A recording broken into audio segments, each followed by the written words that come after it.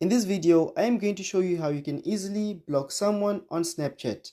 So without wasting much of your time, let's get started with the video. So for the first step is that you're going to head over to Snapchat. Once you're on Snapchat, what you're going to do now is you're going to click on your profile. Once in your profile, what you're going to do now is that you're going to scroll down and find the My Friends option. Once you do that, click on the My Friends option and then long press on the person you'd like to block. So for example, let's say I want to block this person right over here. I am going to long press and it's going to give me this option right over here. So once it gives you this option right over here, what you're going to do now is you're going to click on the Manage Friendship. So once you click on the Manage Friendship, what you're going to do now is you're going to click on the block option and it's going to ask you if you really want to block this person, then you're going to click on the block option.